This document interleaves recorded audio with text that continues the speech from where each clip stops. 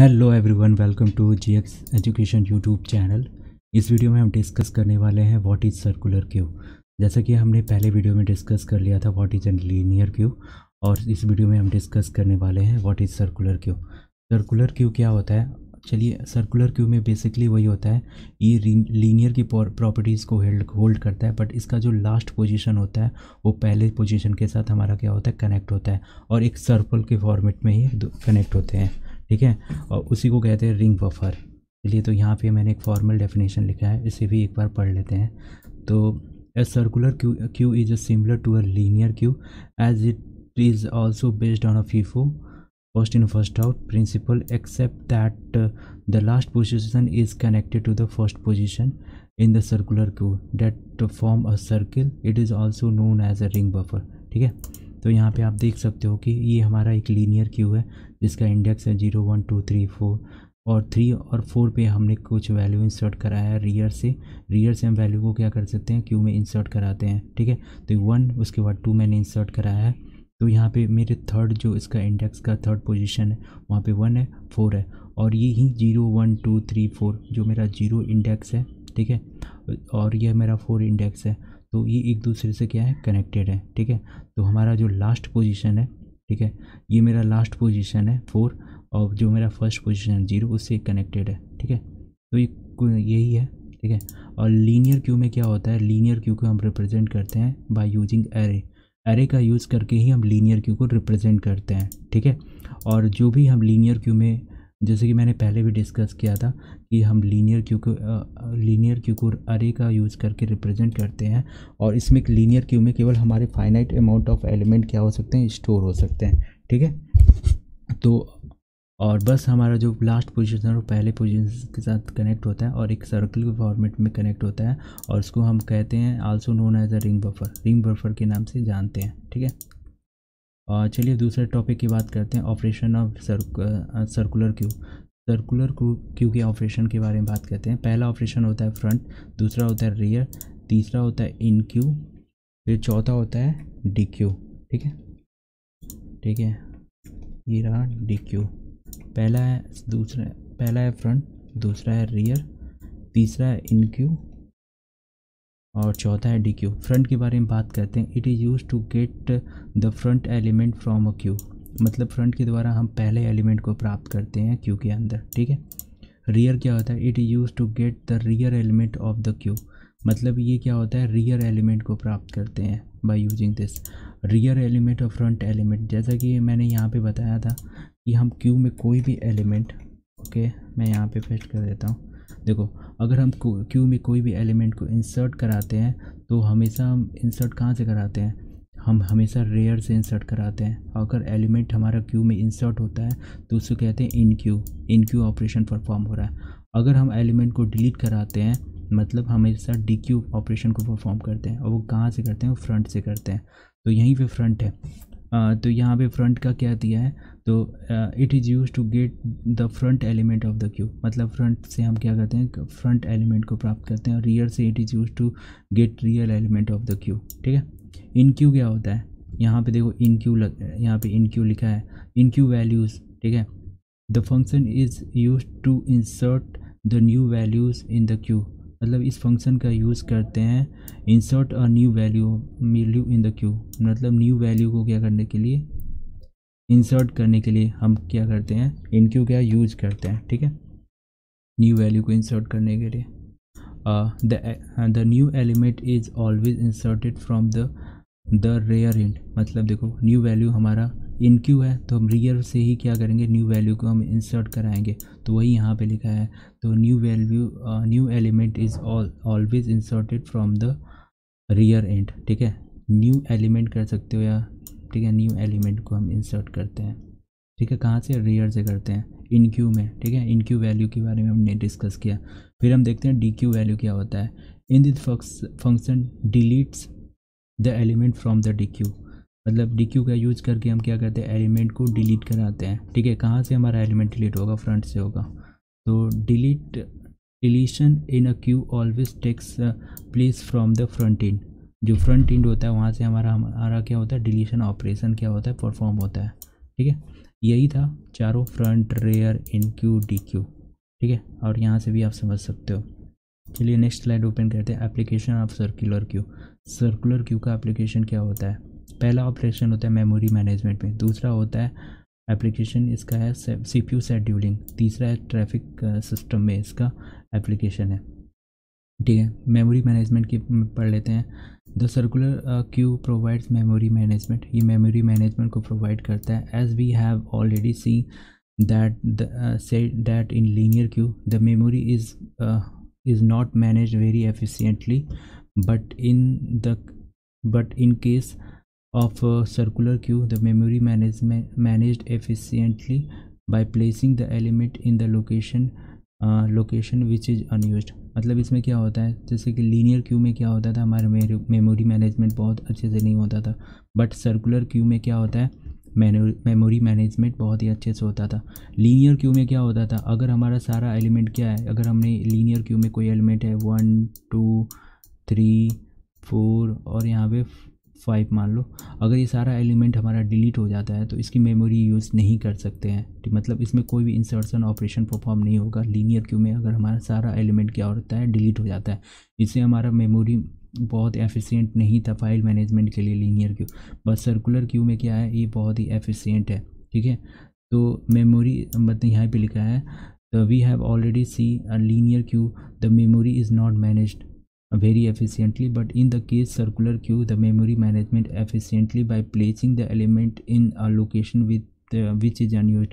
मतलब जो प्लेस हमारा सर्कुलर क्यू में जो अनयूज होता है उसका यूज़ करके हम मेमोरी की बहुत अच्छे से एफिशिएंटली वे में हम मैनेज कर सकते हैं सर्कुलर क्यू में, ठीक है। दूसरे टॉपिक की बात करें, सीपीयू शेड्यूलिंग। सीपीयू शेड्यूलिंग क्या होता है, the operating system also use the circular queue to insert the processes and then execute them. मतलब सर्कुलर क्यू का यूज़ करता है क्या, सीपीयू शेड्यूलिंग क्या करने के लिए, प्रोसेसेस को एग्जीक्यूट करने में, ठीक है। प्रोसेसेस को एग्जीक्यूट करने में हमारा processes and then execute them, ठीक है।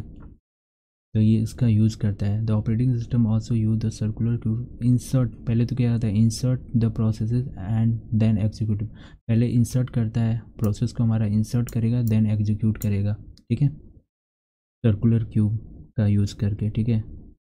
तो फिर लास्ट पॉइंट की डिस्कस करते हैं, ट्रैफिक सिस्टम। ट्रैफिक सिस्टम का भी यूज़ होता है, सर्कुलर क्यू का भी एप्लीकेशन है traffic system. In a computer control traffic system traffic light is one of the best example of the circular queue. मतलब ट्रैफिक लाइट हमारा बहुत अच्छा एग्जाम्पल है सर्कुलर क्यू का।